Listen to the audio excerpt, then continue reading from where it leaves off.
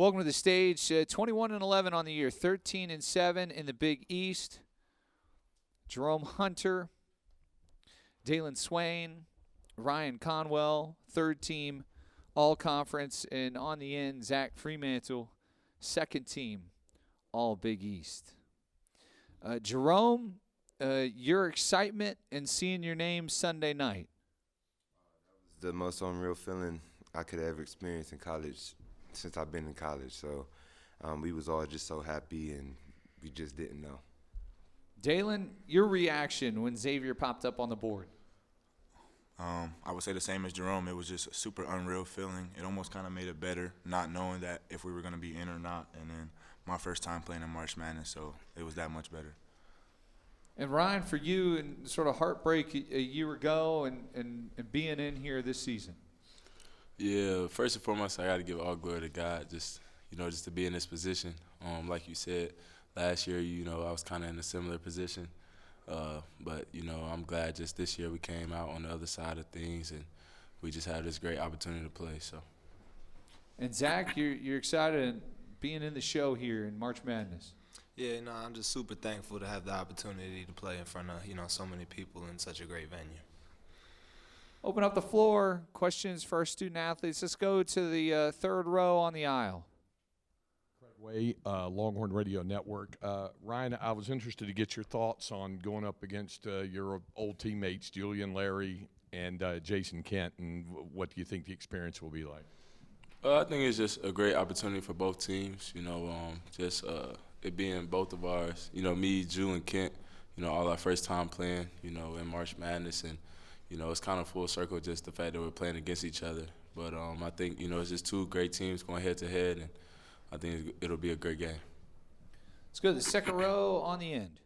Shelby Dermer with the Cincinnati Enquirer. Dayton, you're no stranger to this building. What's it feel like to be back and maybe a bit bigger stage than what you're used to at Columbus Afrocentric?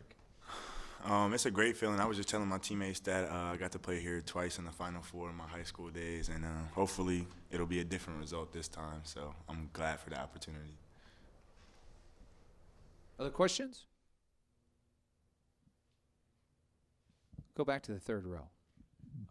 Craig Way, Longhorn Radio Network. Zach, I wanted to get your thoughts on the post play and the forwards and the big guys inside for Texas and the challenges they present for you guys. Yeah, Texas has a very good front court. It always starts with Arthur Kaluma and Caden Shedrick. They're both very talented young men, and it's going to be a big challenge for the entire team, not just myself, but to be able to keep them off the glass and keep match their physicality and everything will be a very big challenge. And whoever is able to do that better will have a good chance to win the game. Back to the second row. Dayton, we've heard from Ryan and Zach a lot in the last couple of weeks, but just in your opinion, what's been the biggest change for Xavier the last 16 games, going 12-4, really since that St. John's loss at Cintas Center? I would say the main thing is rebounding, defensive rebounding. Coach Miller talks about it all the time. From around that game you were talking about St. John's and the Cintas Center, we were towards the bottom of the Big East in defensive rebounding, and we made that a focal point in our practices and game plans, and we've worked our way towards the top and among the top 20 teams in the country in defensive rebounding. So I think that's just a testament to how hard we work and how bought in we are. Third row on the end, across the aisle. Caleb Zaffe, University of Dayton. Looking back, what at your guys' season, was there a specific game or moment where you guys felt like you guys truly came together? Start with Jerome. Yeah, I'll probably say after the St. John's game, maybe after the Creighton game when we lost at Creighton. I feel like that was the game, that was the turning point for us to see if we were really going to lock in and buy into our team and just keep flipping the coin like Coach keep telling us, to just keep flipping the coin and winning games and take each game at a time. And I think that's what this team did a real good job of. Dayton, the turning point in the season. I would say around the same time after the St. John's game, we kind of came together as a team, not really with the coaches and stuff like that, and just had a man-to-man conversation, like what we wanted to do, what our goals are, and the things that we have to eliminate and the things that we have to bring to the table to get to where we want to be, and I think we did that. Let's go to the second row on the end. Jerome, so Zach mentioned going from the lows to the highs from Thursday at Madison Square Garden to hearing your name on Selection Sunday. What was those 2 days like? What were those 2 days like for you? I mean, was it different throughout the team of, becoming amateur bracketologists for those 2 days and watching other games, or how did the whole team differ on that? I just tried not to watch it, tried not to get it caught up into it. I had a feeling that we were going to be in. I didn't lose confidence. I just kept the next 2 days, like you said, was just a long 2 days just because we just didn't know. But I was very confident them 2 days, just thinking that we were going to be in, knowing that we were going to be in, and we're here now. Third row in the middle. Zach, Kirk Bowles from the Houston Chronicle. How would you describe Texas front court, and what are the special challenges maybe the entire Texas team represents? I would describe their front court as a very physical front court. Both the 4 and the 5 spot does a lot of damage on the offensive glass, so it's going to be a big challenge for us. And as Dayton mentioned a little earlier, we've really emphasized defensive rebounding over the past few weeks. So it's going to be a big clash of our defensive rebounding to their offensive rebounding. Back to the second row. Jerome, the only one up here with NCAA tournament experience, just what do you remember most about that run a couple of years ago, and maybe an insight of, I know the faces have changed for Texas, but maybe the style of play and the concepts are the same. Is there anything you're taking away from that game? Just thinking back 2 years ago, I just know they play really, really hard. We play hard, we play fast. They play hard, they play fast. I feel like that's what they emphasize over there, and so I just feel like if we come out matching their intensity, sticking to our game plan, it should be a good game for us.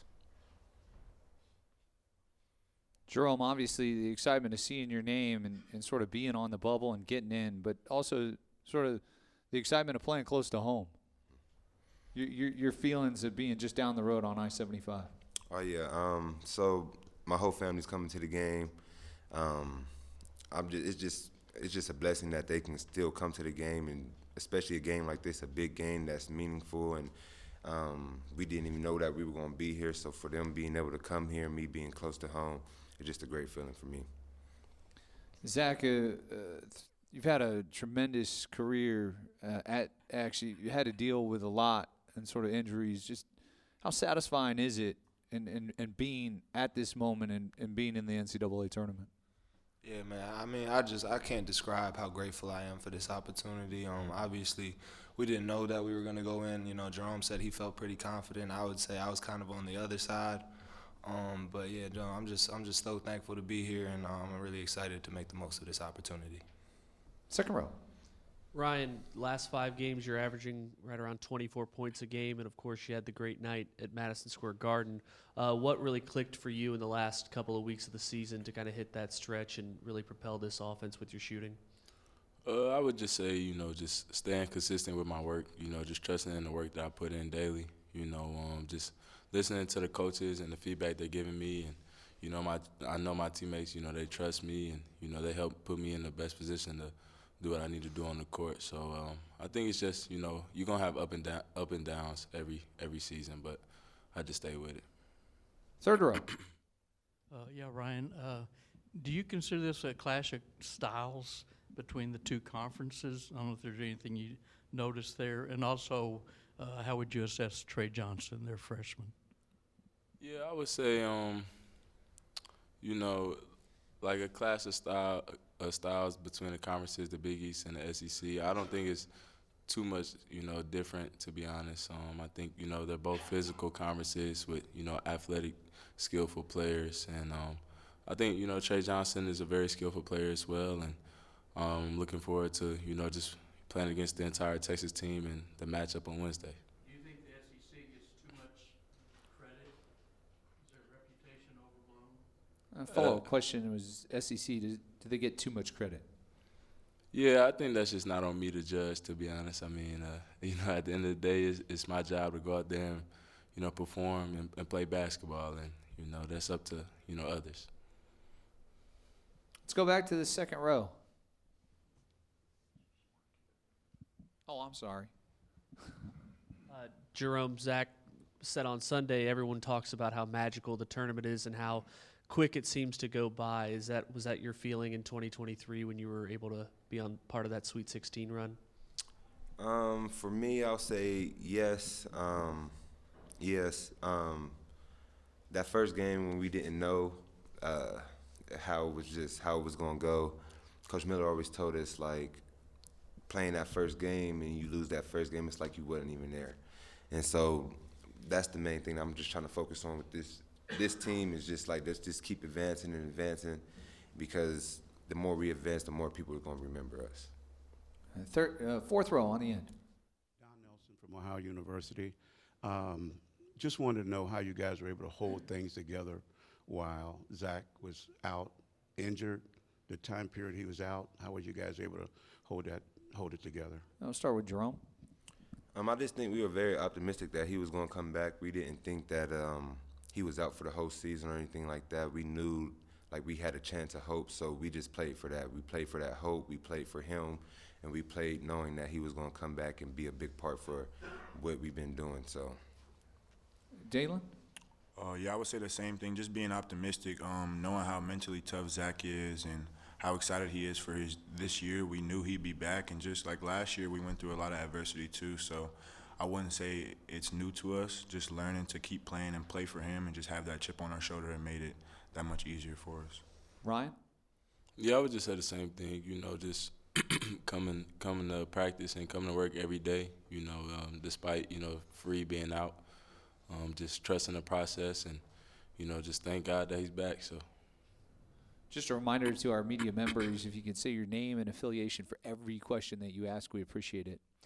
Zach, as you start the season, you look back on the exhibition game that you played against Dayton in this building. Do you think that'll help you tomorrow night and just sort of trying to get adjusted to the surroundings? Yeah, maybe a little bit. Just having a little bit of a familiarity with the arena, the rims, the lights, and all that.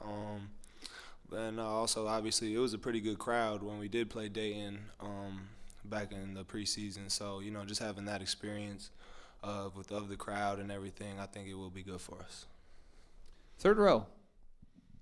Kirk Bowles from the Houston Chronicle. Jerome, how would you describe Coach Miller as a coach? What are his strengths and how is he during games? I feel like his strengths are he's just a very honest coach. He tells it how it is. He doesn't sugarcoat a lot of things. He's just, if he wants stuff done a certain way, he's going to tell you that he wants it done that way, and he's going to make sure it gets done. And as a coach, I feel like he gives us confidence. He helps us play harder just by coaching and him being confident. And then just him being an older coach and winning a lot of games from Arizona, and him just being a known coach give us confidence as well. We'll go to the second row on the aisle. Marcus Hartman, Dayton Daily News. I wonder, this is supposed to be a neutral court, but do you guys have any concerns about maybe the people from Dayton here getting behind Texas with the history with Xavier? I know you guys don't have a lot of firsthand knowledge with the old times with the Dayton and Xavier stuff, but maybe the fans might come out here and burn orange a little more than they would normally. Jerome? Well, I feel like we just come out here and play basketball. I feel like we don't worry about the fans and people that's rooting against us or with us. If you're rooting against us, then we're going to play for you. But if you're not, it's like we're just still going to go out there and give you the same play hard team that we do every game. Yeah, I don't think it would be much of a concern, like worrying about that. I wouldn't say that's one of the things we're worried about now. And you got your own cheering section. Right.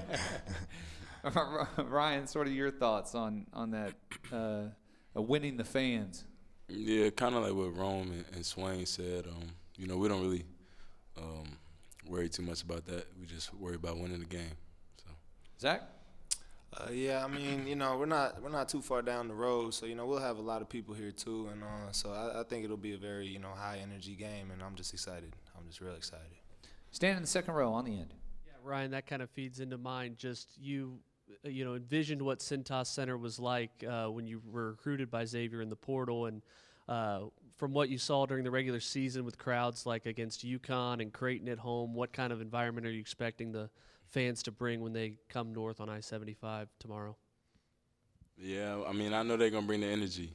We all love our fans and how they just, are always by our side. So I know they'll be in the building on Wednesday for sure. Ryan, when's Xavier at their best? I would say just, when we all just, together whether it's defensively or offensively, just clicking on all cylinders. You know, we kind of just take a lot of pride in defense, and I think our defense, you know, fuels us in transitioning on offense. So when we're playing, you know, defensively at the highest level, I think that's when we're at our best. Similar question, Zach. What's the best quality of this basketball team? I would say probably our togetherness. You know, we got a very tight-knit group of guys who's obviously we've been through a lot of adversity this year. So, you know, we've been through a lot together, and we're ready to, you know, get some wins together. Jerome, what's your favorite thing about this basketball team? I just think we just all get along so well, and I think that just makes a good basketball team when your whole team gets along and we can all play around, joke, but when it's time to get serious, we all get serious. And Dayton, in talking about sort of getting into the tournament, what do you feel like the best basketball game the Musketeers played on the year? I would say Creighton at home. I think we made a statement with that game, just showing that we could play with anybody in our conference and putting on display how hungry we were to be here and play in the NCAA tournament. Other questions for our student athletes? Jerome, your favorite March Madness moment? I would just say for me, making it to the Sweet 16. That was probably the best feeling I felt my whole time playing basketball. Dayton, growing up, do you have a favorite March Madness moment? I mean, I would say Chris Jenkins, the Villanova game winner, just seeing Coach Jay Wright. He said bang when the shot went up, and he kind of like walked off really cool. That's the one that sticks out to me. It's a popular pick. Ryan, how about for you?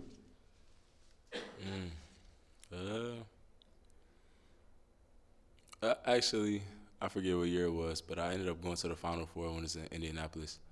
I think it was 2015, but I was actually at those games when Duke was playing in Wisconsin. So I would say just being able to watch those games as a little kid and now be playing in March Madness is a great feeling. So, Zach? I mean, I would just say seeing Texas/Xavier on the screen on Sunday, it was an unreal feeling. Any other questions? Guys, we appreciate your time. We are so thrilled to see you for Wednesday night. We wish you the best of luck. Thank y'all. Thank you. Thank you.